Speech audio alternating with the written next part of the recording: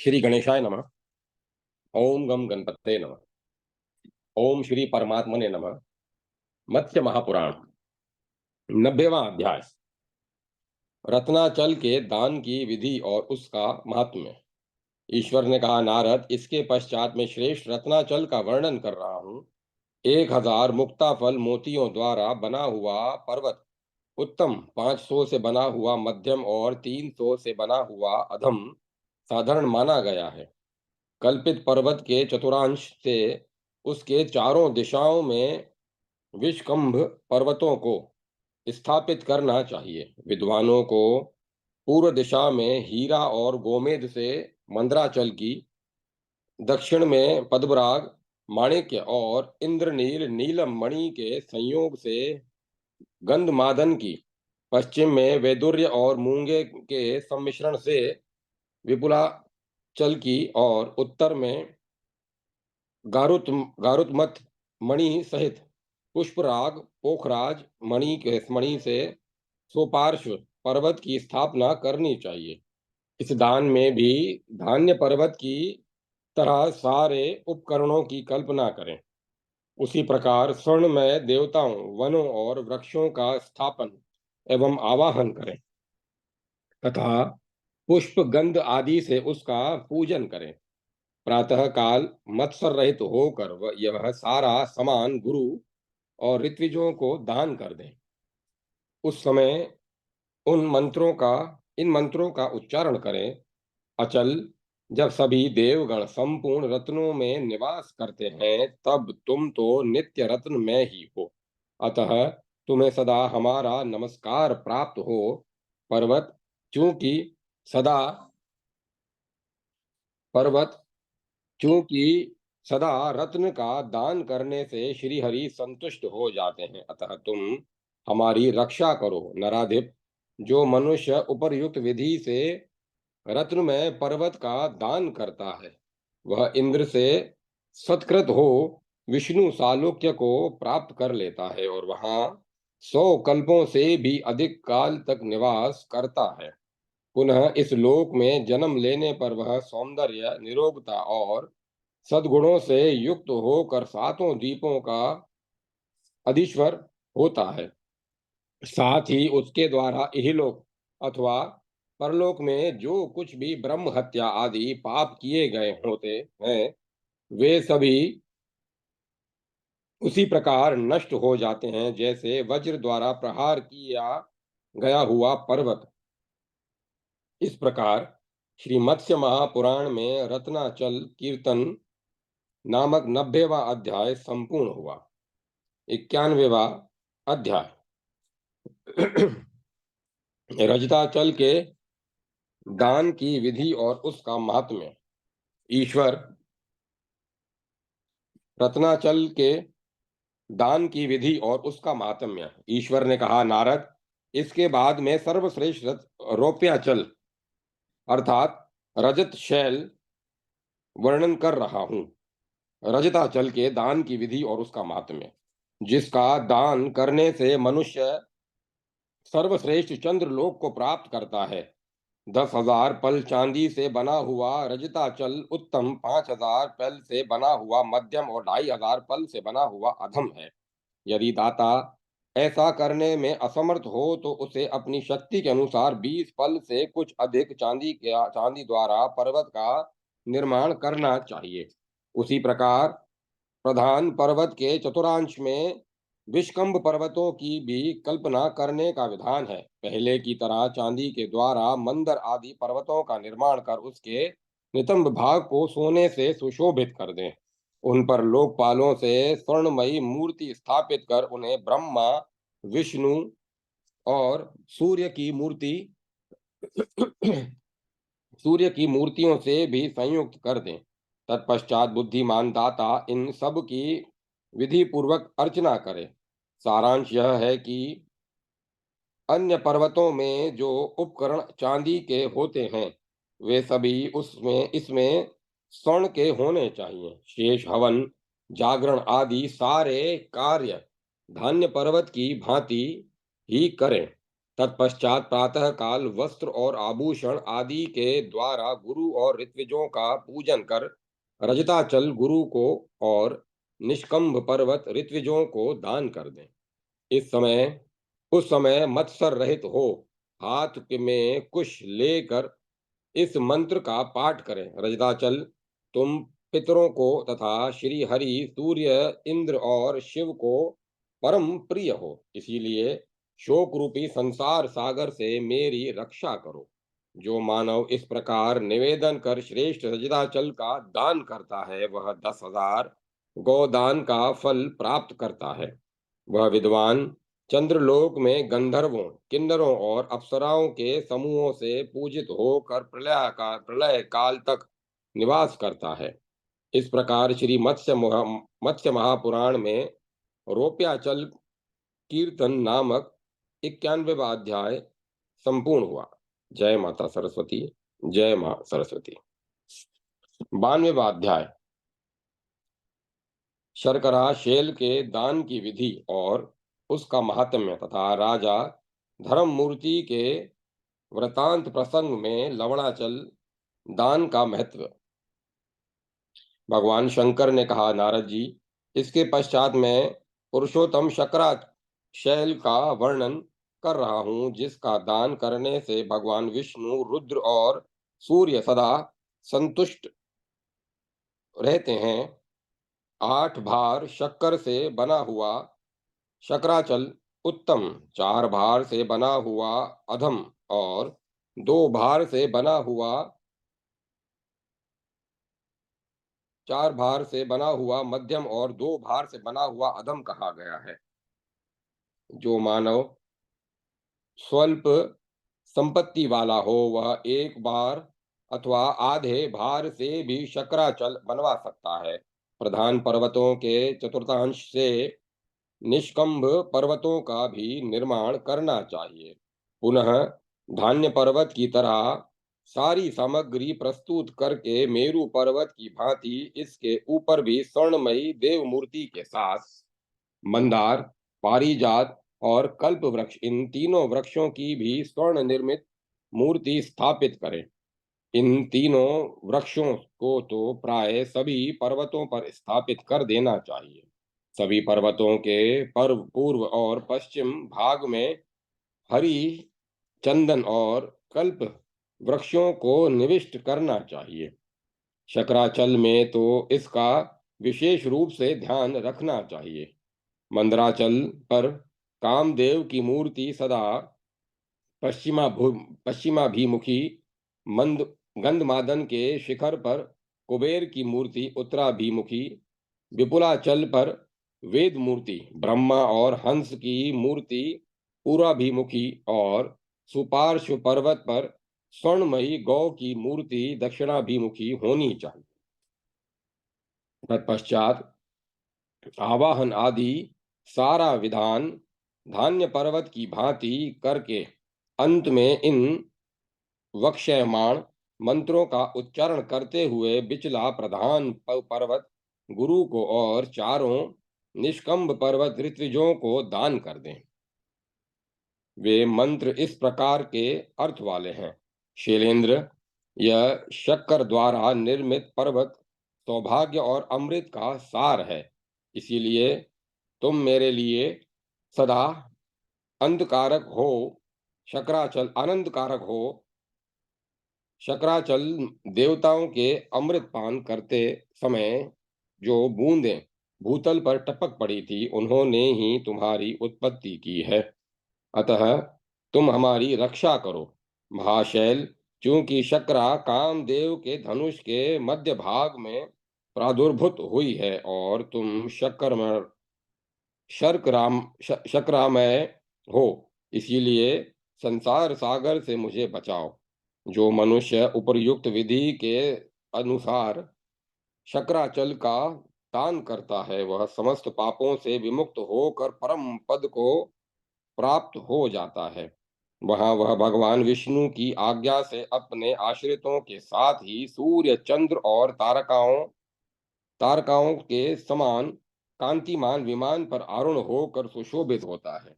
पुनः 100 कल्पों के बाद 3 अरब जन्मों तक भूतल पर दीर्घायु और निरोगता से युक्त होकर सातों द्वीपों का अधिपति होता है। सभी पर्वत दानों में मत्सर रहित होकर अपनी शक्ति के अनुसार भोजन करने का विधान है। सर्वत्र गुरु की आज्ञा से अपनी शक्ति के अनुकूल क्षार नमक रहित भोजन करना चाहिए। पुनः पर्वत दान की सारी सामग्री ब्राह्मण के घर स्वयं भिजवा देनी चाहिए। सारी पुनः पर्वत दान की सारी सामग्री ब्राह्मण के घर स्वयं भिजवा देनी चाहिए। ईश्वर ने कहा, नारद, पहले ब्रह्मत बृहत कल्प में धर्म मूर्ति नामक एक राजा हुआ था। उसके तेज के सामने सूर्य और चंद्रमा आदि भी कांतिहीन हो जाते थे। वह इंद्र का मित्र था। उसने हजारों दैत्यों का वध किया था। वह इच्छानुकूल रूप धारण करने वाला मनुष्य होने पर भी किसी से परास्त नहीं हुआ था, अपितु उसके द्वारा सैकड़ों शत्रु पराजित हो चुके थे। उसकी पत्नी का नाम भानुमति था। वह त्रिलोकी में सर्वश्रेष्ठ सुंदरी थी। उसने लक्ष्मी के समान अपने दिव्य रूप से देवांगनाओं को भी पराजित कर दिया था। वह 10,000 नारियों के बीच में लक्ष्मी की तरह सुशोभित होती थी। राजा धर्ममूर्ति की वह पटरानी उसे प्राणों से भी अधिक प्रिय थी। उसे असंख्य राजा सदा घेरे रहते थे। एक बार सभा मंडप में आए हुए अपने पुरोहित महर्षि वशिष्ठ से इस उस राजा ने विस्मय विमुग्ध हो ऐसा प्रश्न किया। राजा ने पूछा, भगवान, किस धर्म के प्रभाव से मुझे सर्वश्रेष्ठ लक्ष्मी की प्राप्ति हुई है तथा किस धर्म के फलस्वरूप मेरे शरीर में सदा प्रचुर मात्रा में उत्तम तेज विराजमान रहता है। वशिष्ठ जी ने कहा, राजन, पूर्व काल में लीलावती नाम की एक वेश्या थी। वह शिव जी की भक्ता थी। उसने चतुर्दशी तिथि के दिन विधि पूर्वक अपने गुरु को स्वर्णमय वृक्ष आदि उपकरणों सहित लवणाचल का दान किया था। उन दिनों लीलावती के घर एक शूद्र जातीय शौंड नामक सोनार नौकर था। भूपाल उसने ही श्रद्धा पूर्वक स्वर्ण द्वारा वृक्षों और प्रधान देवताओं की मूर्तियों का निर्माण किया था। उसने बिना कुछ पारिश्रमिक लिए उन मूर्तियों को गढ़कर अत्यंत सुंदर बनाया था और यह धर्म का कार्य है ऐसा जानकर किसी भी प्रकार का कुछ वेतन भी नहीं लिया था। पृथ्वीपते, उस स्वर्णकार की पत्नी ने भी उन स्वर्ण निर्मित देवों और वृक्षों की मूर्तियों को रगड़कर चमकीला बनाया था और लीलावती के पर्वत दान में बड़ी परिचर्या की थी। उन दोनों की सहायता से लीलावती ने गुरु शुश्रूषा आदि कार्यों को संपन्न किया था। नारद, अधिक काल के व्यतीत होने पर वह वैश्या लीलावती कर्म योग के अनुसार जब काल धर्म मृत्यु को प्राप्त हुई, तब समस्त पापों से मुक्त होकर शिवलोक को चली गई।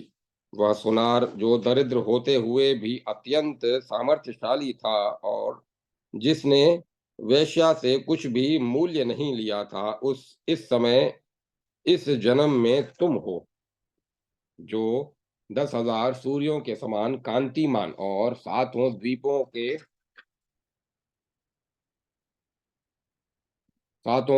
दीपों के अधीश्वर रूप से उत्पन्न हुए हो। सोनार की जिस पत्नी ने स्वर्ण निर्मित वृक्षों और देव मूर्तियों को अत्यंत चमकीला बनाया था, वही यह भानुमति तुम्हारी पटरानी है। मूर्तियों को उज्जवल करने के कारण उसे इस जन्म में सुंदर गौरवर्ण का शरीर और भुवनेश्वरी का पद प्राप्त हुआ है। क्योंकि तुम दोनों ने दत्तचित्त होकर रात्रि में लवणाचल के दान प्रसंग में सहायक रूप से कर्म किया था। इसीलिए तुम्हें लोक में अजयता, निरोगता और सौभाग्य संपन्नता लक्ष्मी की प्राप्ति हुई है। इस कारण तुम भी इस जन्म में विधान पूर्वक 10 प्रकार के धान्याचल आदि पर्वतों का दान करो। तब राजा धर्ममूर्ति ने यथे यथे तथेचित तथेति ऐसा ही करूंगा कहकर वशिष्ठ जी के वचनों का आदर किया और सैकड़ों बार धान्याचल आदि सभी पर्वतों का दान किया, जिसके फलस्वरूप देवगणों द्वारा पूजित होकर भगवान मुरारी के लोक को प्राप्त हुआ। निर्धन मनुष्य भी यदि उत्कृष्ट भक्ति पूर्वक इन पर्वत दानों को देखता है, मनुष्यों द्वारा दान करते समय उनका स्पर्श कर लेता है, उनकी कथाएं सुनता है और उन्हें करने के लिए सम्मति देता है, तो वह भी पाप रहित होकर स्वर्ग लोक को चला जाता है। मुनि पुंगव, जब इस लोक में मनुष्य द्वारा भव भय को विदीर्ण करने वाले इन शैलेंद्रों के प्रसंग का पाठ करने से दुख स्वप्न शांत हो जाते हैं,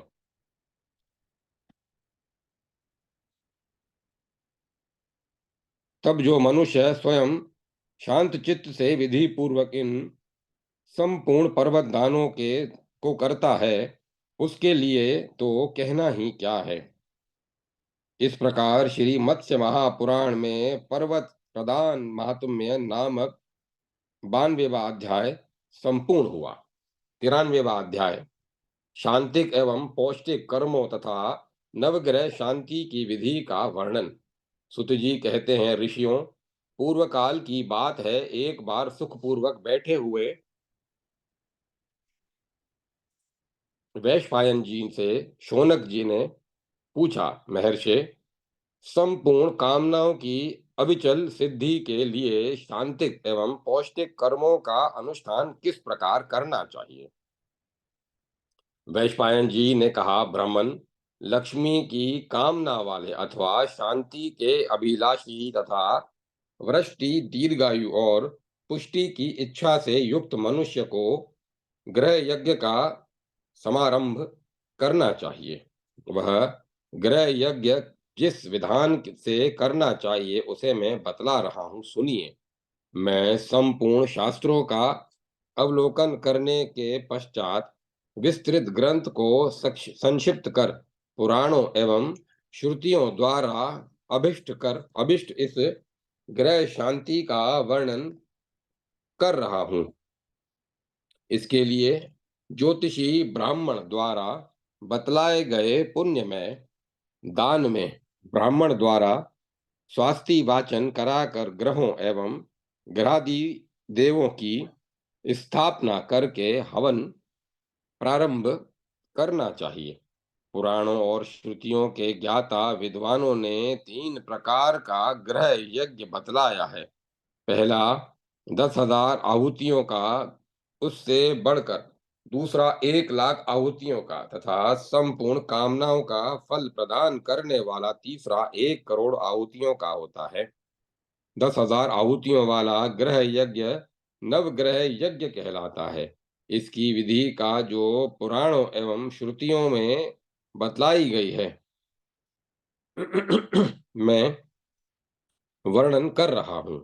यजमान मंडप निर्माण के बाद हवन कुंड की पूर्वोत्तर दिशा में देवताओं की स्थापना के लिए एक वेदी का निर्माण कराए, जो 2 बीता लंबी, चौड़ी, 1 बीता ऊंची, 2 परिधियों से सुशोभित और चौकोर हो। उसका मुख उत्तर की ओर हो। पुनः कुंड में अग्नि की स्थापना करके उस वेदी पर देवताओं का आवाहन करें। इस प्रकार उस पर 32 देवताओं की स्थापना करनी चाहिए। सूर्य, चंद्र, मंगल, बुध, बृहस्पति, शुक्र, शनि, राहु, केतु, ये लोगों के हितकारी ग्रह कहे गए हैं। श्वेत चावलों द्वारा वेदी के मध्य में सूर्य की, दक्षिण में मंगल की, उत्तर में बृहस्पति की पर्वो पर्वोत्तर कोण पर बुध की, पूर्व में शुक्र की, दक्षिण पूर्व कोण पर चंद्रमा की, पश्चिम में शनि की, पश्चिम दक्षिण कोण पर राहु की और पश्चिमोत्तर कोण पर केतु की स्थापना करनी चाहिए। इन सभी ग्रहों में सूर्य के शि- शिव, चंद्रमा के पार्वती, मंगल के स्कंद, बुध के भगवान विष्णु, बृहस्पति के ब्रह्मा, शुक्र के इंद्र, शनेश्चर के यम, राहु के काल और केतु के चित्रगुप्त आदि देवता माने गए हैं। अग्नि, जल, पृथ्वी, विष्णु, इंद्र, ऐन्द्री देवता, प्रजापति, सर्प और ब्रह्मा ये सभी क्रमशः प्रत्यादि देवता हैं। इनके अतिरिक्त विनायक, दुर्गा, वायु, आकाश और अश्वनी कुमारों का भी विभूतियों के उच्चारण पूर्वक आवाहन करना चाहिए। उस समय मंगल सहित सूर्य को लाल वर्ण का, चंद्रमा और शुक्र को श्वेत वर्ण का,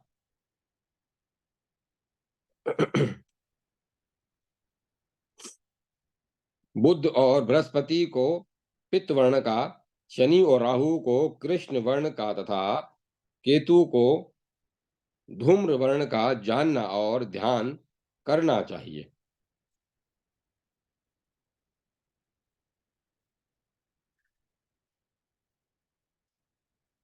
बुद्धिमान यज्ञकर्ता जो ग्रह जिस रंग का हो उसे उसी रंग का वस्त्र और फूल समर्पित करें, सुगंधित धूप दें, ऊपर सुंदर चंदोवा लगा दें, पुनः फल पुष्प आदि के द्वार साथ सूर्य को गुड़ और चावल से बने हुए अन्न, खीर का, चंद्रमा को घी और दूध से बने हुए पदार्थ का, मंगल को गुजिया का, बुध को शीर शिरष्टिक दूध के पके हुए साठी के चावल का, बृहस्पति को दही भात का, शुक्र को घी भात का, शनेश शनेश्चर को खिचड़ी का, राहु को अजा नमक नामक वृक्ष के फल के गूदा का और केतु को विचित्र रंग वाले भात का नैवेद्य अर्पण करके सभी प्रकार के भक्ष्य पदार्थों द्वारा पूजन करें। वेदी के पूर्वोत्तर कोण पर एक छिद्र रहित कलश की स्थापना करें, उसे दही और अक्षत से सुशोभित, आम के पल्लव से आच्छादित और दो वस्त्रों से परिवेष्टित करके उसके निकट फल रख दें। उसमें पंचरत्न डाल दें और उसे पंचभंग, पीपल, बरगद, पाकड़, गुल्लर और आम के पल्लव से युक्त कर दें। उस पर वरुण, गंगा आदि नदियों, सभी समुद्रों और सरोवरों का आवाहन तथा स्थापन करें। विप्रेंद्र धर्मज्ञ पुरोहित को चाहिए कि वह हाथी सार, घुड़शाल, चौराहे, बीमवट, नदी के संगम, कुंड और गौशाला की मिट्टी लाकर उसे सर्वदो सर्वदो सर्वौषधि मिश्रित जल से अभिषिक्त कर यजमान के स्नान के लिए वहां प्रस्तुत कर दे तथा यजमान के पाप को नष्ट करने वाले सभी समुद्र, नदी, नद, बादल और सरोवर यहाँ पधारें, यूं कहकर इन देवताओं का आवाहन करें। मुनिस्तंभ तत्पश्चात घी, यव, चावल, तिल आदि से हवन प्रारंभ करें। मदार, पलाश, खैर, चिंचड़ा, पीपल, गुल्लर, शमी, दूध और कुश ये क्रमशः नवों ग्रहों की समिधाएं हैं। उसमें प्रत्येक ग्रह के लिए मधु, घी और दही से युक्त 108 अथवा 28 आहुतियां हवन करनी चाहिए। बुद्धिमान पुरुष को सदा सभी कर्मों में अंगूठे के सिरे से तर्जनी के सिरे तक की माप वाली तथा बरोह शाखा और पत्तों से रहित समिधाओं की कल्पना करनी चाहिए। परमार्थ वेता यजमान सभी देवताओं के लिए उन उनके पृथक पृथक मंत्रों का मंद स्वर से उच्चारण करते हुए समिधाओं का हवन करें। पुनः चरु आदि हवनीय पदार्थों में घी मिलाकर मंत्रोच्चारण पूर्वक हवन करना चाहिए। तत्पश्चात आहुतियां तत्पश्चात आहुतियों का उच्चारण करके घी की 10 आहुतियां अग्नि में डालें। पुनः श्रेष्ठ ब्राह्मण उत्तराभिमुख अथवा पूर्वाभिमुख बैठकर प्रत्येक देवता के मंत्रोच्चारण पूर्वक चरु आदि पदार्थों का हवन करे। इस प्रकार उन चरुओं का भली भांति हवन करने के पश्चात प्रत्येक देवता के लिए उसके मंत्र द्वारा हवन करना चाहिए। ब्राह्मण को आक्रेषण रजसा इस मंत्र का उच्चारण कर सूर्य के लिए हवन करना चाहिए। पुनः अप्यास्व इस मंत्र से चंद्रमा के लिए आहुति डालें। मंगल के लिए अग्नि मूर्धा दिव्य ककूत इस मंत्र का पाठ करें। बुद्ध के लिए अग्रे विवस दुषस और देव गुरु बृहस्पति के लिए परिधिया रथेन ये मंत्र माने गए हैं। शुक्र के लिए शुक्रम ते अन्यद कृष्ण यह मंत्र बतलाया गया है। शनेश्वर के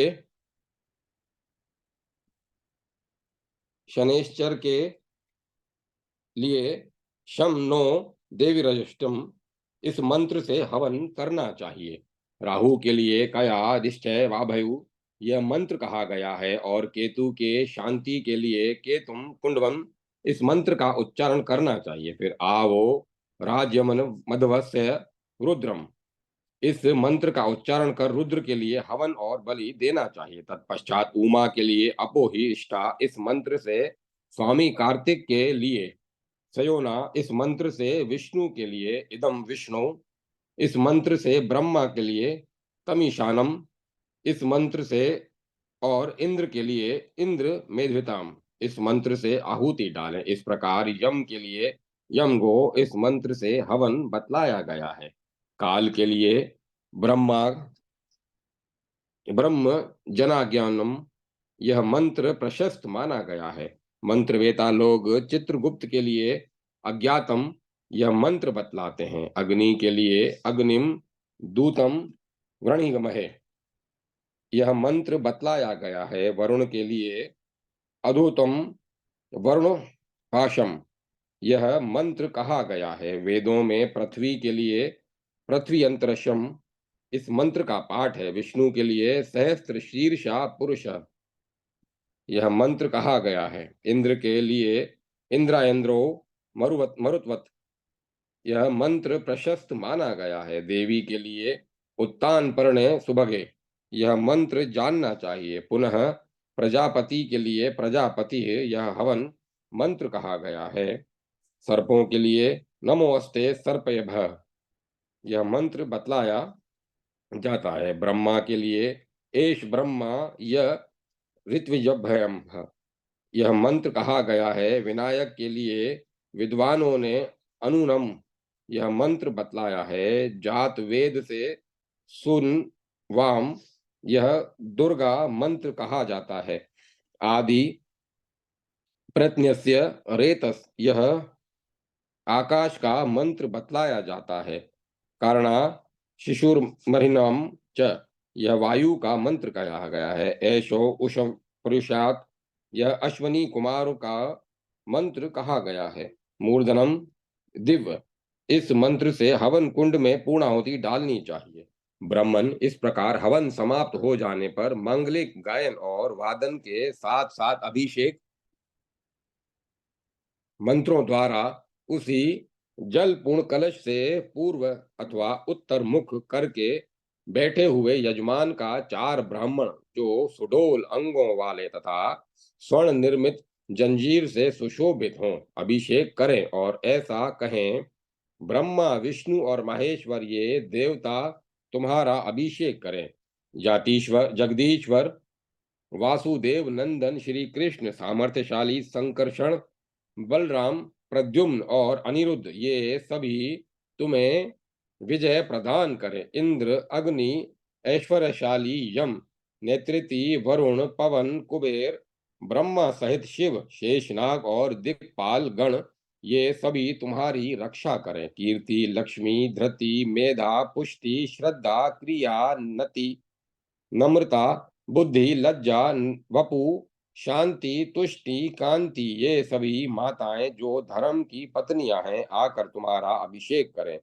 सूर्य, चंद्रमा, मंगल, बुध, बृहस्पति, शुक्र, शनेश्वर, राहु और केतु ये सभी ग्रह तृप्त होकर तुम्हारा अभिषेक करें। देवता, दानव, गंधर्व, यक्ष, राक्षस, सर्प, ऋषि, मुनि, गौ, देव माताएं, देव पत्नियां, वृक्ष, नाग, दैत्य, अप्सराओं के समूह, अस्त्र, सभी शस्त्र, नृपगण, वाहन, औषध, रत्न, कला, काष्ठा आदि काल के अवयव, नदियां, सागर, पर्वत, तीर्थ यात्रा, बादल, नद ये सभी संपूर्ण कामनाओं की सिद्धि के लिए तुम्हारा अभिषेक करें। इस प्रकार श्रेष्ठ ब्राह्मणों द्वारा और सर्वौषध एवं संपूर्ण सुगंधित पदार्थों से युक्त जल से स्नान करा दिया जाने के पश्चात सपत्नीक यजमान श्वेत वस्त्र धारण करके श्वेत चंदन का अनुलेपन करें और विस्मय रहित होकर शांत चित्त वाले ऋत्विजों का प्रयत्न पूर्वक दक्षिणा आदि देकर पूजन करें तथा सूर्य के लिए कपिला गौ का, चंद्रमा के लिए शंख का, मंगल के लिए भार वहन करने में समर्थ एवं ऊंचे डील वाले लाल रंग के बैल का, बुध के लिए सुवर्ण का, बृहस्पति के लिए एक जोड़ा पीले वस्त्र का, शुक्र के लिए श्वेत रंग के घोड़े का, शनेश्वर के लिए काली गौ का, राहु के लिए लोहे की बनी हुई वस्तु का और केतु के लिए उत्तम बकरे का दान करें। यजमान को ये सारी दक्षिणाएं स्वर्ण के साथ अथवा स्वर्ण निर्मित मूर्ति के रूप में देनी चाहिए अथवा जिस प्रकार गुरु पुरोहित प्रसन्न हो उनमें आज्ञा अनुसार सभी ब्राह्मणों को स्वर्ण से अलंकृत गौवें अथवा केवल स्वर्ण दान करना चाहिए। किंतु सर्वत्र मंत्रोच्चारण पूर्वक ही इन सभी दक्षिणाओं के देने का विधान है। दान देते समय सभी देय वस्तुओं से पृथक पृथक इस प्रकार प्रार्थना करनी चाहिए। कपिले, तुम रोहिणी रूपा हो, तीर्थ एवं देवता तुम्हारे स्वरूप हैं तथा तुम संपूर्ण देवों की पूजनिया हो, अतः मुझे शांति प्रदान करो। शंख, तुम पुण्यों के भी पुण्य और मंगलों के भी मंगल हो। भगवान विष्णु ने तुम्हें अपने हाथ में धारण किया है, इसीलिए तुम मुझे शांति प्रदान करो। जगत को आनंदित करने वाले वृषभ, तुम वृक्ष रूप से धर्म और अष्टमूर्ति शिव जी के वाहन हो, अतः मुझे शांति प्रदान करो। सुवर्ण, तुम ब्रह्मा के आत्म स्वरूप अग्नि के स्वर्ण में बीज और अनंत पुण्य फल के प्रदाता हो, अतः मुझे शांति प्रदान करो। जो पीला वस्त्र अर्थात पीतांबर भगवान श्री कृष्ण को परम प्रिय है, इसीलिए विष्णु उसका दान करने से आप मुझे शांति प्रदान करें। अश्व, तुम अश्व रूप से विष्णु हो, अमृत से उत्पन्न हुए हो और तथा सूर्य एवं चंद्रमा के नित्य वाहन हो, अतः मुझे शांति प्रदान करो। पृथ्वी, तुम समस्त धेनु स्वरूपा केशव के सदृश फलदायिनी और सदा संपूर्ण पापों को हरण करने वाली हो, इसीलिए मुझे शांति प्रदान करो। लोह, चूंकि विश्व के सभी संपादित होने वाले लोह, कर्म, हल और अस्त्र आदि सारे कार्य सदा तुम्हारे ही अधीन हैं, इसीलिए तुम मुझे शांति प्रदान करो। छाग, चूंकि तुम संपूर्ण यज्ञों के मुख्य अंग रूप से निर्धारित हो और अग्निदेव के नित्य वाहन हो, इसीलिए मुझे शांति प्रदान करो। गौ, चूंकि गौओं के अंगों में 14 भुवन निवास करते हैं, इसीलिए तुम मेरे लिए इहलोक और एवं परलोक में भी लक्ष्मी प्रदान करो। जिस प्रकार भगवान केशव की शैया सदा अशून्य लक्ष्मी से युक्त रहती है, वैसे ही मेरे द्वारा भी दान की गई शैया जन्म जन्म में अशून्य बनी रहे। जैसे सभी रत्नों में समस्त देवता निवास करते हैं, वैसे ही रत्न दान करने से वे देवता मुझे भी रत्न प्रदान करें। जिस प्रकार अन्य सभी दान भूमि दान की 16वीं कला की भी समता नहीं कर सकते, अतः भूमि दान करने से मुझे इस लोक में शांति प्राप्त हो। इस प्रकार कृपणता छोड़कर भक्ति पूर्वक रत्न, स्वर्ण, वस्त्र समूह, धूप, पुष्पमाला और चंदन आदि से ग्रहों की पूजा करनी चाहिए। जो मनुष्य उपर्युक्त विधि से ग्रहों की पूजा करता है, वह इस लोक में सभी कामनाओं को प्राप्त कर लेता है और तथा मरने पर स्वर्ग में प्रतिष्ठित होता है।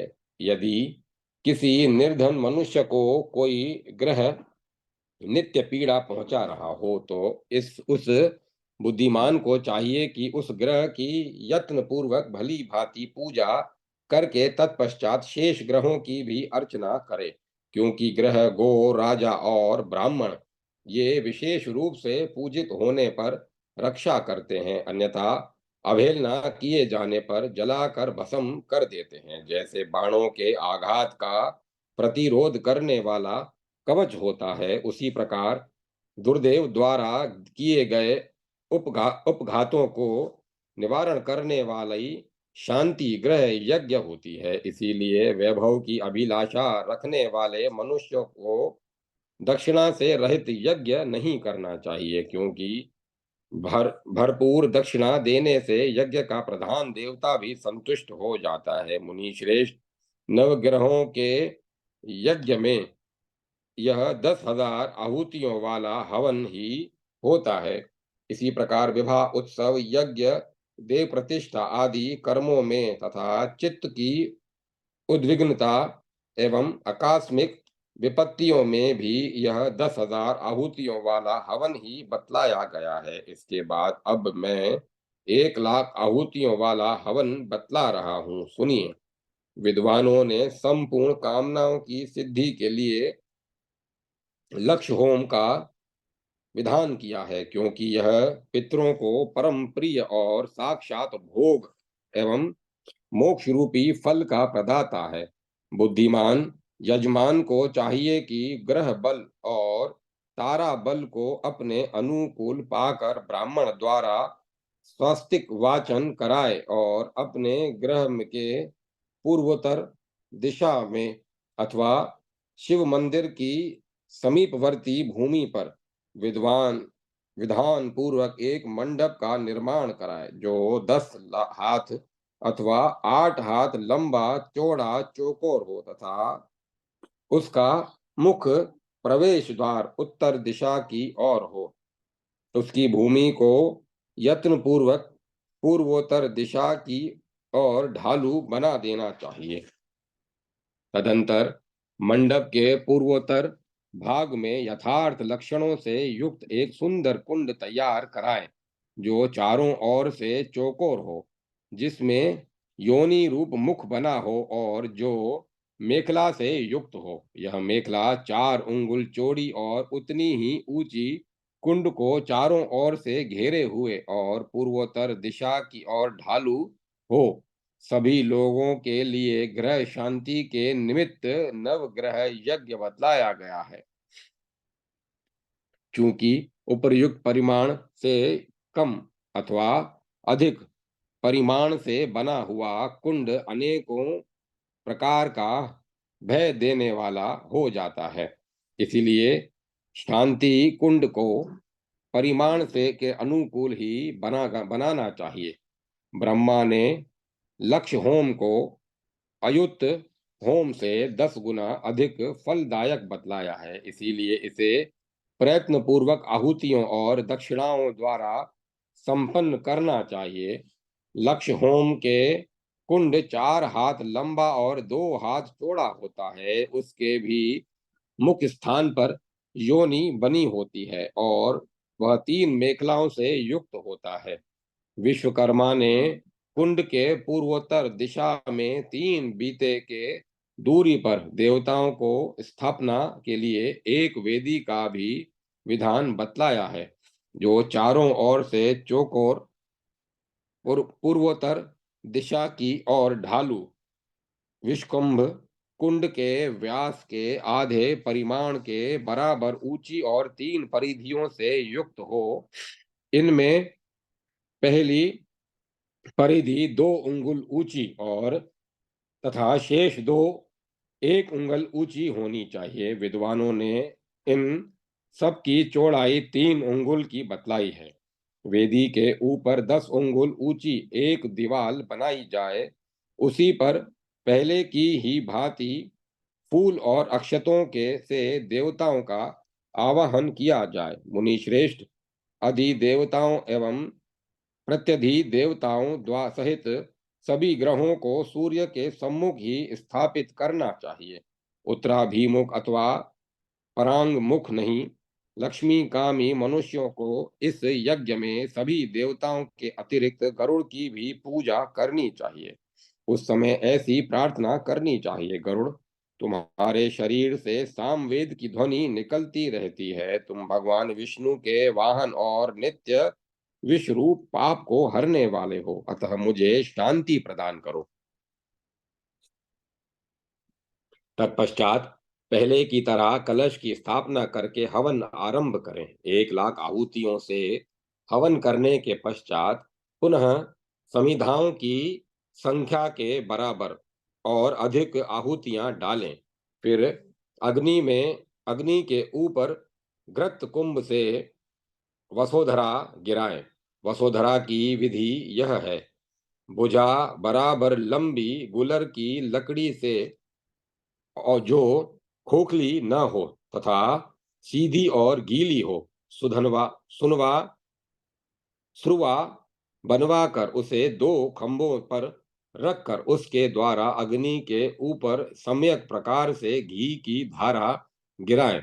उस समय अग्नि सूक्त, विष्णु सूक्त, रुद्र सूक्त और इंदु सूक्त सुनना चाहिए तथा महा महावेश्वनर महावेश्वानर साम और ज्येष्ठ साम का पाठ करना चाहिए। तदुपरांत पूर्वत यजमान स्नान कर स्वस्ति वाचन कराए तथा काम क्रोध रहित होकर शांत चित्त से पूर्वोक्त ऋत्विजों को पृथक पृथक दक्षिणा प्रदान करे।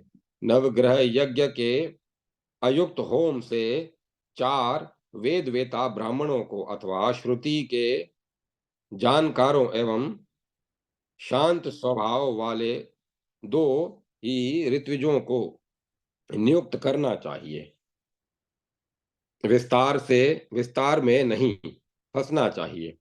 उसी प्रकार लक्ष्य होम में अपनी सामर्थ्य के अनुकूल मत्सर रहित होकर 10, 8 अथवा 4 ऋत्विजों को नियुक्त करना चाहिए। मुनि श्रेष्ठ संपत्तिशाली यजमान को यथाशक्ति भक्ष्य पदार्थ, आभूषण, वस्त्रों सहित शैया, स्वर्ण निर्मित कड़े, कुंडल, अंगूठी और कंठसूत्र, हार आदि सभी वस्तुएं लक्ष्य होम में नवग्रह यज्ञ से 10 गुनी अधिक होनी देनी चाहिए।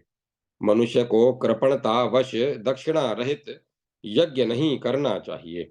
जो हो लोभ अथवा अज्ञान से भरपूर दक्षिणा नहीं देता, उसका कुल नष्ट हो जाता है। समृद्धि कामी मनुष्य को अपनी शक्ति के अनुसार अन्न का दान करना चाहिए, क्योंकि अन्न दान रहित किया हुआ यज्ञ दुर्भिक्ष रूप फल का दाता हो जाता है। अन्नहीन यज्ञ राष्ट्र को, मंत्रहीन ऋत्विज को और दक्षिणा रहित यज्ञकर्ता को जलाकर नष्ट कर देता है। इस प्रकार विधिहीन यज्ञ के समान अन्य कोई शत्रु नहीं है। अल्प धन वाले मनुष्य को कभी लक्ष्य होम नहीं करना चाहिए, क्योंकि यज्ञ में दक्षिणा आदि के लिए प्रकट हुआ विग्रह सदा के लिए कष्टकारक हो जाता है। स्वल्प संपत्ति वाला मनुष्य केवल पुरोहित की अथवा 2 या 3 ब्राह्मणों की भक्ति के साथ विधि पूर्वक पूजा करें, अथवा एक ही वेदज्ञ ब्राह्मण की भक्ति के साथ दक्षिणा आदि से प्रयत्न पूर्वक अर्चना करें। बहुतों के चक्कर में न पड़े। अधिक संपत्ति होने पर लक्ष्य होम करना चाहिए, क्योंकि यह अधिक लाभदायक है। इसका विधि पूर्वक अनुष्ठान करने वाला मनुष्य सभी कामनाओं को प्राप्त कर लेता है। वह 800 कल्पों तक शिवलोक में वसुगण, आदित्य गण और मरुद गणों द्वारा पूजित होता है, तथा अंत में मोक्ष की मोक्ष को प्राप्त हो जाता है। जो मनुष्य किसी विशेष कामना से इस लक्ष्य होम को विधि पूर्वक संपन्न करता है, उसे उस कामनाओं की प्राप्ति तो हो ही जाती है, साथ ही वह अविनाशी पद को भी प्राप्त कर लेता है। इसका अनुष्ठान करने से पुत्रार्थी को पुत्र की प्राप्ति होती है, धनार्थी धन लाभ करता है, और भार्यार्थी सुंदर पत्नी, कुमारी कन्या, सुंदर पति, राज्य से भ्रष्ट हुआ राजा राज्य और लक्ष्मी का अभिलाषी लक्ष्मी प्राप्त करता है। इस प्रकार मनुष्य जिस जिस वस्तु की अभिलाषा करता है, उसे वह प्रचुर मात्रा में प्राप्त हो जाती है। जो निष्काम भाव से इसका अनुष्ठान करता है, वह परब्रह्म को प्राप्त हो जाता है। मुने, प्रयत्न पूर्वक दी गई आहुतियों, दक्षिणाओं और फल की दृष्टि से ब्रह्मा ने कोटि होम को इस लक्ष्य होम से 100 गुना अधिक फलदायक बतलाया है। उसमें इसमें भी ग्रहों एवं देवों के आवाहन, विसर्जन, स्नान तथा दान में प्रयुक्त होने वाले होम मंत्र पहले के ही हैं। केवल कुंड, मंडप और वेदी में कुछ विशेषता है, वह मैं बतला रहा हूं, सुनिए। इस कोटि होम में सब ओर से चौकोर 4 हाथ के परिमाण वाला कुंड बनाना चाहिए। वह 2 योनियों योनि मुखों और 3 मेखलाओं से युक्त हो। विद्वानों को पहली मेखला 2 अंगुल ऊंची बनानी चाहिए। उसी प्रकार दूसरी मेखला 3 अंगुल ऊंची बतलाई गई है, और तीसरी मेखला ऊंचाई और चौड़ाई में 4 अंगुल की होनी चाहिए। पहली दोनों मेखलाओं की चौड़ाई तो 2 अंगुल की ही ठीक मानी गई है। इनके ऊपर एक बीता लंबी और 6-7 अंगुल चौड़ी योनि होनी चाहिए। इस उसका मध्य भाग कछुए की पीठ की तरह ऊंचा और दोनों पार्श्व भाग 1 अंगुल ऊंचा हो। वह हाथी के होंठ के समान लंबी और छिद्र मार्ग घी गिरने का मार्ग युक्त हो। सभी कुंडों में यही योनि का लक्षण बतलाया जाता है। योनि सभी मेखलाओं के ऊपर पीपल के पत्ते के सदृश होनी चाहिए। कोटि होम में 4 बीता लंबी, चारों ओर से चारों ओर से चौकोर और 3 परिधियों से युक्त एक वेदी होनी चाहिए। परिधियों का प्रमाण तथा वेदियों की ऊंचाई पहले कही जा चुकी है। पुनः 16 हाथ लंबे चौड़े मंडप की स्थापना करें, जिसमें चारों दिशाओं में दरवाजे हों। बुद्धि संपन्न यजमान उसके पूर्व द्वार पर ऋग्वेद के पारगामी ब्राह्मण को, दक्षिण द्वार पर यजुर्वेदी के ज्ञाता को, पश्चिम द्वार पर सामवेदी को और उत्तर द्वार पर अथर्ववेदी को नियुक्त करे। इनके अतिरिक्त वेद और वेदांगों के ज्ञाता 8 ब्राह्मणों को हवन करने के लिए नियुक्त करना चाहिए। इस प्रकार इस कार्य में 12 ब्राह्मणों को नियुक्त करने का विधान है। इन सभी ब्राह्मणों का वस्त्र, आभूषण, पुष्पमाला, चंदन आदि सामग्रियों द्वारा पूर्वत भक्ति पूर्वक पूजन करना चाहिए। कार्यारंभ होने पर पूर्व द्वार पर स्थित ऋग्वेदी ब्राह्मण उत्तराभिमुख हो परम मांगलिक रात्रि सूक्त, रुद्र सूक्त, पवमान सूक्त तथा अन्य अन्य शांति सूक्तों का पाठ करता रहे। दक्षिण द्वार पर स्थित श्रेष्ठ यजुर्वेदी ब्राह्मण से शक्ति सूक्त, शर्क सूक्त, सोम सूक्त, कुष्मांड सूक्त और तथा शांति सूक्त का पाठ करवाना चाहिए। पश्चिम द्वार पर स्थित सामवेदी ब्राह्मण स्वर्ण, वैराज, आग्नेय इन ऋचाओं, रुद्र संहिता, ज्येष्ठ मास और शांति पाठों का गान करें। उत्तर द्वार पर नियुक्त अथर्ववेदी ब्राह्मण शांति सूक्त, सूर्य सूक्त, मांगलिक शुक्नि सूक्त, पौष्टिक एवं महाराज्य सूक्त का पाठ करें। मुनि श्रेष्ठ इसमें भी पूर्वत 5 अथवा 7 ब्राह्मणों द्वारा हवन कराना चाहिए। स्नान और दान के लिए वे ही पूर्व कथित मंत्र इसमें भी हैं। लक्ष्य होम में केवल वसुधारा का विधान विशेष होता है। जो मनुष्य उपयुक्त विधि से कोटि होम का विधान करता है वह इस लोक में संपूर्ण कामनाओं को प्राप्त कर लेता है और मरने पर विष्णु लोक में चला जाता है। जो मनुष्य तीनों प्रकार के ग्रह यज्ञों का पाठ अथवा श्रवण करता है उसका आत्मा समस्त पापों से विशुद्ध हो जाता है। यह अंत में वह इंद्रलोक में चला जाता है। धर्मज्ञ मनुष्य 18,000 अश्वमेध यज्ञों के अनुष्ठान से जो फल प्राप्त करता है वह फल कोटि होम नामक यज्ञ से प्राप्त हो जाता है। शिवजी ने यथार्थ रूप से कहा है कि कोटि होम के अनुष्ठान से हजारों ब्रह्म हत्या और अरबों भ्रूण हत्या जैसे महापातक नष्ट हो जाते हैं। नारद, यदि वशीकरण, अभिचार तथा उच्चाटन आदि काम्य कर्मों का अनुष्ठान करना हो तो पहले नवग्रह यज्ञ संपन्न कर तत्पश्चात काम्य कर्म करना चाहिए। अन्यथा वह काम्य कर्म मनुष्यों को कहीं भी फलदायक नहीं हो सकता। अतः पहले अयुक्त होम का संपादन कर लेना उचित है। उच्चाटन और वशीकरण कर्मों में कुंड को गोलाकार बनाना चाहिए। उसका विस्तार अर्थात व्यास एक अरितनी हो, वह 3 मेखलाओं और एक मुख से युक्त हो। इन कार्यों में मधु, गौरोचन, चंदन, अगुरु और कुमकुम से अभिषिक्त की हुई पलाश की समिधाएं प्रशस्त मानी गई हैं। मधु और घी से चमड़े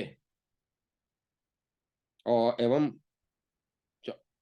मधु और घी से चुपड़े हुए बैल और कमल पुष्प के हवन का विधान है। ब्रह्मा ने सदा 10,000 आहुतियों का ही विधान बतलाया है। धर्मज्ञ यजमान को वशीकरण कर्म में सुमित्राय न आप औषधय इस मंत्र से हवन करना चाहिए। इस कार्य में कलश का स्थापित कलश का स्थापन और अभिषेचन नहीं किया जाता। गृहस्थ यजमान सर्वौषधि मिश्रित जल से स्नान करके श्वेत वस्त्र और श्वेत पुष्पों की माला धारण कर ले और स्वर्ण निर्मित कंठहारों से ब्राह्मणों की पूजा करे तथा उन्हें महीन वस्त्र एवं स्वर्ण से विभूषित श्रेष्ठ श्वेत रंग की गौएं प्रदान करें। इस प्रकार विधि पूर्वक संपन्न किया गया यह पाप नाशक हवन वश में न आने वाली वह शत्रुओं की सारी सेनाओं को वशीभूत कर देता है तथा शत्रुओं को मित्र बना देता है। समृद्धि, कामी पुरुष को इन कर्मों में से केवल शांति कर्म का ही अनुष्ठान करना चाहिए। जो मानव निष्काम भाव से इन तीनों ग्रह यज्ञों का अनुष्ठान करता है, वह पुनरागमन रहित विष्णु पद को प्राप्त हो जाता है। जो मनुष्य इस ग्रह यज्ञ को नित्य सुनता अथवा दूसरे को सुनाता है, उसे न तो ग्रह जनित पीड़ा होती है और न उसके बंधु जनों का विनाश ही होता है।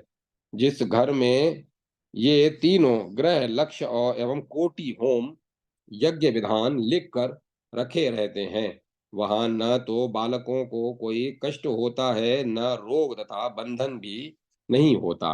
विद्वानों का कहना है कि कोटि होम संपूर्ण यज्ञों के फल का प्रदाता, अखिल पापों का विनाशक और भोग एवं मोक्ष रूप फल प्रदान करने वाला है। श्रेष्ठ देवगण लक्ष्य होम को अश्वमेध यज्ञ के समान फलदायक बतलाते हैं। उसी प्रकार नवग्रह यज्ञ द्वादशा यज्ञ के सदृश फल कारक बतलाया जाता है। इस प्रकार मैंने इस समय उत्सव के आनंद की प्राप्ति के लिए संपूर्ण पापों का विनाश करने वाले इस देव यज्ञ अभिषेक का वर्णन कर दिया है। जो मनुष्य प्रसंगवश इसका इसी रूप में पाठ अथवा श्रवण करता है, वह दीर्घायु एवं निरोगता से युक्त होकर अपने शत्रुओं को पराजित कर देता है। इस प्रकार श्री मत्स्य महापुराण में नवग्रह होम शांति विधान नामक 93वां अध्याय संपूर्ण हुआ। जय माता गायत्री। जय मां गायत्री। 94वां अध्याय नवग्रहों के स्वरूप का वर्णन। शिव जी ने कहा, नारद, चैत्र प्रतिपादमादि में सूर्य देव की दो भुजाएं निर्दिष्ट हैं। वे कमल के आसन पर विराजमान रहते हैं। उनके दोनों हाथों में कमल सुशोभित रहते हैं। उनकी कांति कमल के भीतरी भाग की सी है और वे 7 घोड़ों तथा 7 रस्सियों से जुते रथ पर आरूढ़ रहते हैं। चंद्रमा गौरवर्ण श्वेत वस्त्र और श्वेत अश्वयुक्त है। उनका वाहन श्वेत अश्वयुक्त रथ है। उनके दोनों हाथ गदा और वरद मुद्रा से युक्त बनना बनाना चाहिए। धरणी नंदन मंगल के 4 भुजाएं हैं। उनके शरीर के रुएं लाल हैं। वे लाल रंग की पुष्पमाला और वस्त्र धारण करते हैं। उनके चारों हाथ क्रमशः शक्ति मूसल गदा और वर मुद्रा से सुशोभित रहते हैं। बुद्ध पीले रंग की पुष्पमाला और वस्त्र धारण करते हैं। उनकी शरीर कांति कनेर के पुष्प सरी की है। वे भी चारों हाथों में क्रमशः तलवार, ढाल, गदा और वर मुद्रा धारण किए रहते हैं तथा सिंह पर सवार होते हैं। देवताओं और दैत्यों के गुरु बृहस्पति और शुक्र की प्रतिमाएं क्रमशः पित्त और श्वेत वर्ण की करनी चाहिए। उनके 4 भुजाएं हैं, जिनमें वे दंड, रुद्राक्ष की माला, कमंडलू और वर मुद्रा धारण किए रहते हैं। शनैश्चर की शरीर कांति इंद्रनील मणि की सी है। वे गिद्ध पर सवार होते हैं और हाथ में धनुष बाण, त्रिशूल और वर मुद्रा धारण किए रहते हैं। राहु का मुख भयंकर है। उनके हाथों में तलवार, ढाल, त्रिशूल और वर मुद्रा शोभा पाती है तथा वे नीले रंग के सिंहासन पर आसीन रहते हैं। ध्यान प्रतिमा के में ऐसे ही राहु प्रशस्त माने गए हैं। केतु बहुतेरे हैं। उन सबों के 2 भुजाएं हैं। उनके शरीर आदि धूम्र वर्ण के हैं। उनके मुख विकृत हैं। वे दोनों हाथों में गदा एवं वर मुद्रा धारण किए हैं और नित्य गिद्ध पर समासीन रहते हैं, इन सभी लोक हितकारी ग्रहों की क्रीड से सुशोभित ग्रह से सुशोभित कर देना चाहिए तथा इन सब की ऊंचाई 108 अंगुल की होनी चाहिए। इस प्रकार श्री मत्स्य महापुराण में नारायण मत्स्य महापुराण में ग्रह रूपाख्यान नामक 94वां अध्याय संपूर्ण हुआ। जय माता सरस्वती। जय मां सरस्वती। 95वां अध्याय माहेश्वर व्रत की विधि और उसका महात्म्य। नारद जी ने पूछा, भूत और भविष्य के स्वामी भगवान इनके अतिरिक्त भोग और मोक्ष रूप फल प्रदान करने में समर्थ यदि कोई अन्य व्रत सुना गया हो तो उसे पुनः कहने की कृपा करें। ऐसा पूछे जाने पर भगवान शंभु ने कहा, ब्रह्मन, यह नदी शब्द शास्त्र का पारगामी विद्वान और तपस्या तथा पुराणों एवं श्रुतियों की विस्तृत जानकारी में मेरे समान है। यह वृक्ष रूप से साक्षात धर्म और गण का अधीश्वर है। नारद, अब यही अब यहीं इससे आगे महेश्वर धर्मों का वर्णन करेगा। मत्स्य भगवान ने कहा, ऐसा कहकर देवादिदेव शंभु वहीं अंतर्हित हो गए। तब श्रवण करने की उत्कट इच्छा वाले नारद ने नंदीकेश्वर से पूछा,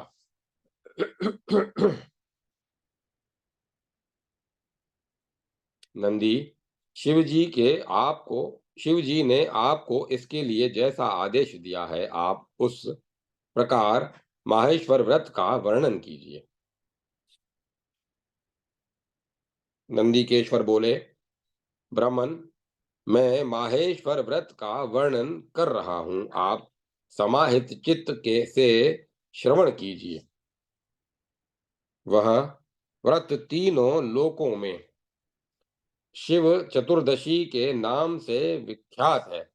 इस व्रत के आरंभ में व्रती मानव मार्गशीर्ष मास के शुक्ल पक्ष की त्रयोदशी तिथि को एक बार भोजन कर देवादिदेव शंकर जी से इस प्रकार प्रार्थना करे, भगवान, मैं आपके शरणागत हूँ।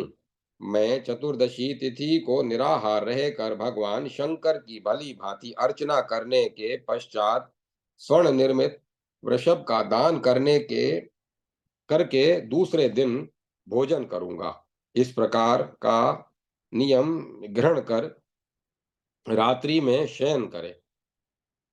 प्रातः काल उठकर स्नान जप आदि नित्य कर्मों से निवृत्त होकर सुंदर कमल पुष्पों, सुगंधित पुष्प मालाओं और चंदन आदि से पार्वती सहित शंकर जी की वक्ष्यमाण रीति से पूजा करें। शिवाय नमः से दोनों चरणों की, सर्वात्मने नमः से सिर की, त्रिनेत्राय से नेत्रों का, हरे नमः से ललाट का, इंदु मुखाय नमः से मुख का, श्री कंठाय नमः से कंधों का, सघो जाताय नमः से कानों का, वामदेवाय नमः से भुजाओं का और अधोर अघोर हृदयाय नमः से हृदय का पूजन करें। तत्पुरुषाय नमः से स्तनों की, ईशान ईशानाय नमः से उदर की,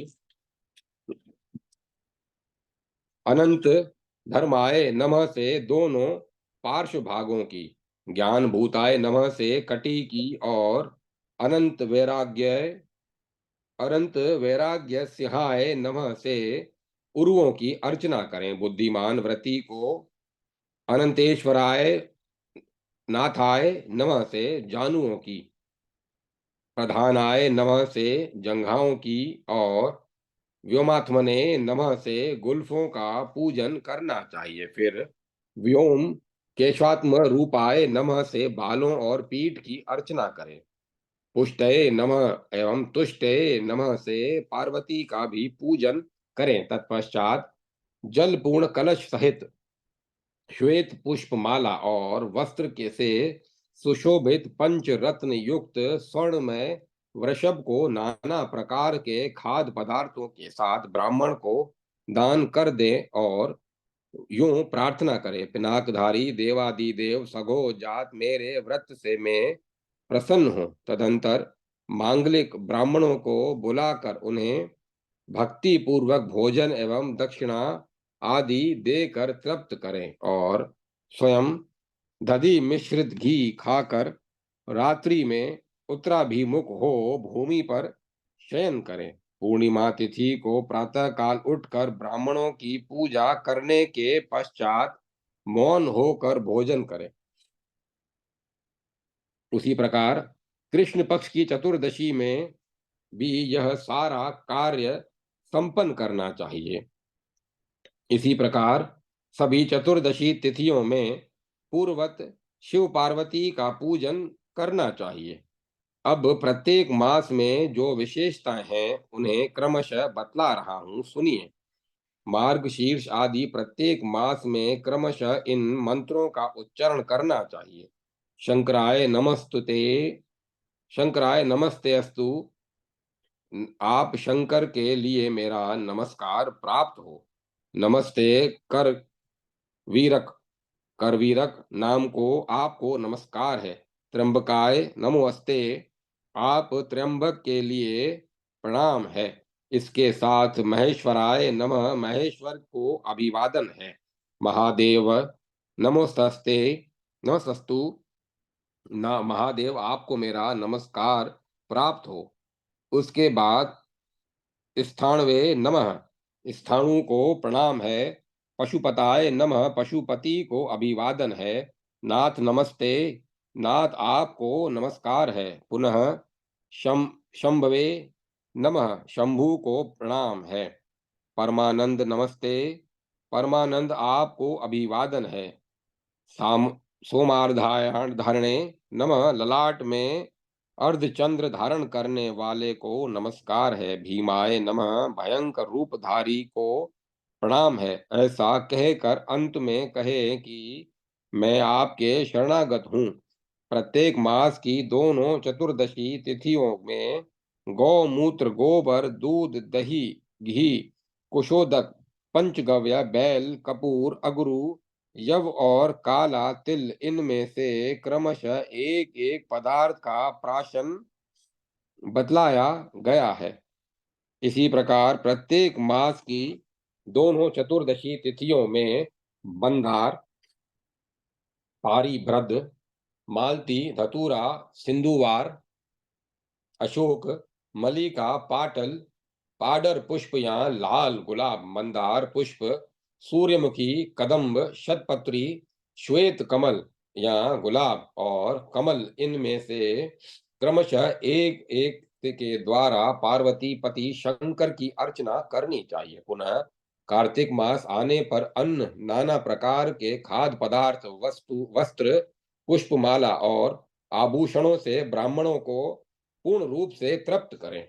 व्रती मनुष्य को वेदोक्त विधि के अनुसार नील वृष का भी उत्सर्ग करने का विधान है। तत्पश्चात अग्नि के चावलों से परिपूर्ण तांबे के पात्र पर स्वर्ण निर्मित उमा महेश्वर और वृषभ की मूर्ति को स्थापित कर दें और उसके निकट 8 मोती रख दें।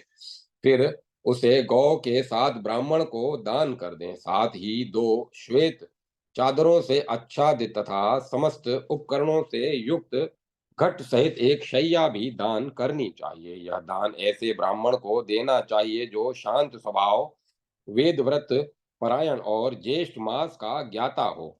बगुला व्रती कपटी ब्राह्मण को कभी भी दान नहीं देना चाहिए।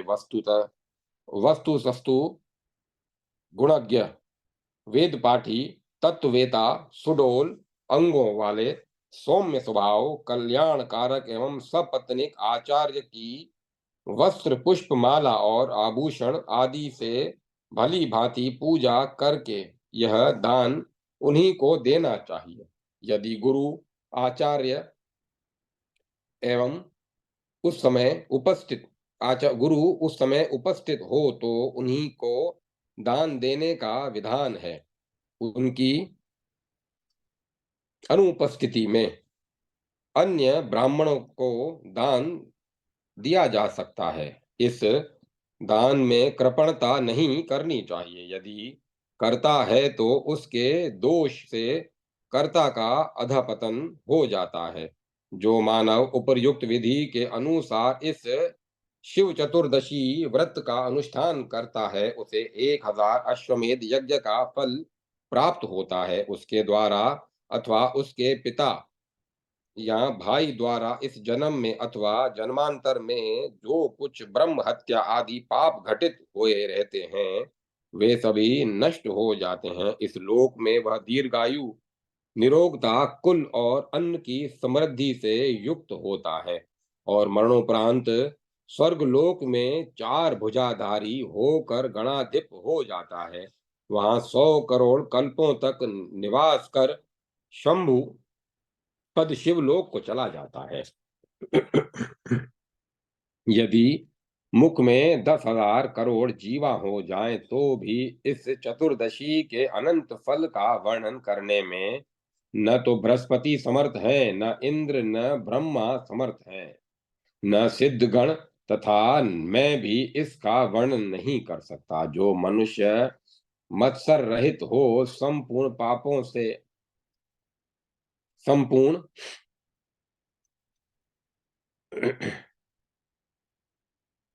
पापों से विमुक्त करने वाली इस शिव चतुर्दशी के महात्म्य को सदा पढ़ता, स्मरण करता अथवा श्रवण करता है, उस पुण्यात्मा को करोड़ों देवांगनाएं स्तुवन करती हैं।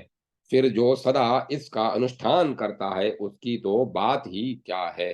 स्त्री भी यदि अपने पति, पुत्र और गुरुजनों की आज्ञा लेकर अत्यंत भक्ति पूर्वक इस व्रत का अनुष्ठान करती है, तो वह भी परमेश्वर की कृपा से पिनाक पाणी भगवान शंकर के परम पद को प्राप्त हो जाती है। इस प्रकार श्री मत्स्य महापुराण में शिव चतुर्दशी व्रत नामक 95वां अध्याय संपूर्ण हुआ। 96वां अध्याय सर्व फल त्याग व्रत का विधान और उसका महात्म्य।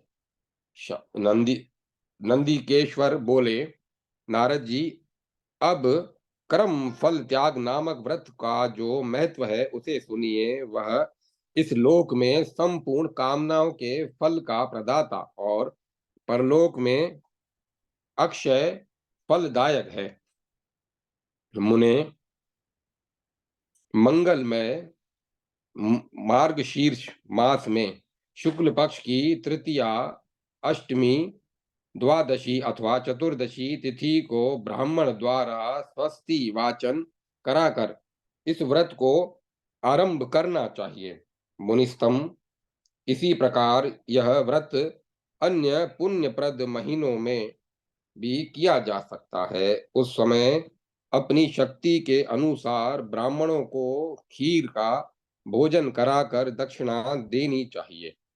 इस व्रत में औषध के अतिरिक्त सामान्य रूप से निनघ फल और मूल के साथ 18 प्रकार के धान्य त्याज्य वर्जनीय माने गए हैं, अतः उन्हें 1 वर्ष तक त्याग देना चाहिए। पुनः रुद्र, धर्मराज और वृषभ की स्वर्णमयी मूर्ति बनवाई जाए। इसी प्रकार यथाशक्ति कुष्मांड, मातुलंग, बिजोरा, नींबू, वार्ताक, भाटा, पनस, कटल, आम, आम्रतक, आमड़ा, कति कपित कपित्थ, केथ, कलिंग, तरबूज, बालुक, पनियाल, बेल, पीपल, बेर, जंबीर, जमीरी, नींबू, केला, काश्मर, गांभीर गांभीरी और गाडिम, दानिम, अनार, ये 16 प्रकार के फल भी सोने के बनाए जाएं। मूली, आंवला, जामुन, इमली, करमर्दक, करौंदा, कठोल, शीतल, चीनी की जाति के एक वृक्ष का फल, इलायची, तुंडीर, कुंदरू, करीर, करील, कुटज, इंद्रिय, शमी, गुल्लर, नारियल, अंगूर और दोनों बृहति, वन भंटा, भटकटैया, इन 16 का अपनी शक्ति के अनुसार चांदी का बनवाना चाहिए। व्रती मनुष्य संपत्ति के अनुकूल ताड़ फल, अगस्त्य फल, पिंडारक, विंकवत या पिडार, कार्मश काश्मर्य, गांभीरा, गांभारी फल, सुवर्णकंद, जमीकंद, रातुलु, रतालु, धतूरा, चिरभिट, ककड़ी या पिहटिया, चित्रबली, तेजपात, फल, काले सेमल का फल, आम, निष्पाव, सेम या मटर, महुआ, बरगद, मूंग और परवल, इन 16 का तांबे से निर्माण कराए। तत्पश्चात वस्त्र से सुशोभित 2 वस्त्र कलश सप्त धान्य के ऊपर स्थापित करे। वह 3 भोजन पात्रों से युक्त हो और उस पर धर्मराज रुद्र और वृक्ष की स्वर्णमयी मूर्ति स्थापित करें। साथ ही 2 सुंदर वस्त्रों से सुशोभित एक शैया भी प्रस्तुत करें। फिर उस पुण्यप्रद दिन में यह सारा उपकरण एक गौ के साथ किसी शांत स्वभाव वाले एवं कुटुंबी सपत्नीक ब्राह्मण की पूजा करके उसे दान कर दें और इस प्रकार प्रार्थना करें। जिस प्रकार सभी फलों में करोड़ों देवता निवास करते हैं, उसी प्रकार सर्व फलदायक फल त्याग व्रत के अनुष्ठान से शिव जी में मेरी भक्ति हो। जैसे शिव और धर्म दोनों सदा अनंत फल के दाता कहे गए हैं, अतः उनसे युक्त फल का दान करने से वे दोनों मेरे लिए भी वरदायक हों। जिस प्रकार शिव भक्तों का सदा अनंत फल की प्राप्ति रहती है, जिस प्रकार शिव भक्तों को सदा अनंत फल की प्राप्ति होती रहती है, उसी तरह मुझे प्रत्येक जन्म में अनंत फल की प्राप्ति हो। जैसे मैं ब्रह्मा, विष्णु, शंकर और सूर्य में कोई भेद नहीं मानता, वैसे ही विश्वात्मा भगवान शंकर सदा मेरे लिए कल्याण कारक है। इस प्रकार आभूषणों से अलंकृत कर वह सारा सामान ब्राह्मण को दान कर दें। यदि संपत्ति रूपी शक्ति हो तो समस्त उपकरणों से युक्त शैया भी देनी चाहिए। यदि असमर्थ हो तो पूर्वोक्त फलों का भी विधि पूर्वक दान करें। तत्पश्चात शिव और धर्मराज की स्वर्णमयी मूर्ति को दोनों कलशों के साथ ब्राह्मण को दान करके स्वयं मौन होकर तेल रहित पदार्थों का भोजन करें। इसके बाद यथाशक्ति अन्य ब्राह्मणों को भी भोजन कराने का विधान है। वेद वेता लोग सूर्य, विष्णु और शिव के उपासक भक्तों के लिए इस मंगल में सर्वफल त्याग व्रत को बतलाते हैं। द्विज, पुंगव स्त्रियों को भी यथाशक्ति इस व्रत का अनुष्ठान करना चाहिए। मुनि श्रेष्ठ, इस लोक या परलोक में इससे बढ़कर कोई दूसरा ऐसा व्रत नहीं है जो अनंत फल का प्रदायक हो। मुनिस्तम फलों को चूर्ण कर देने पर उनमें लगे हुए सोने, चांदी और तांबे के जितने परमाणु होते हैं, उतने सहस्त्र युगों तक व्रती रुद्रलोक में प्रतिष्ठित होता है। इस व्रत का जीवन पर्यंत अनुष्ठान करने वाले मनुष्यों के समस्त पापों को यह विनष्ट कर देता है। उन्हें जन्मांतर में भी पुत्र वियोग का कष्ट नहीं भोगना पड़ता और मरणोपरांत वे इंद्रलोक में चले जाते हैं। मुनीश्वर जो निर्धन पुरुष देव मंदिरों अथवा धर्मात्मा पुरुषों के ग्रहों में इस व्रत मातम्य को सुनता अथवा पढ़ता है, उसका शरीर इस लोक में पाप से मुक्त हो जाता है और मरणोपरांत वह विष्णु लोक में आनंददायक स्थान प्राप्त कर लेता है। इस प्रकार श्री मत्स्य महापुराण में सर्व फल त्याग महात्म्य नामक 96वां अध्याय को संपूर्ण हुआ। जय माता सरस्वती। जय मां सरस्वती। ओम नमः शिवाय। ओम नमो नारायण। ओम नमो भगवते वासुदेवाय। ओम तत्सत। ओम तत्सत। ओम तत्सत। अब कथा को विराम दिया जाता है।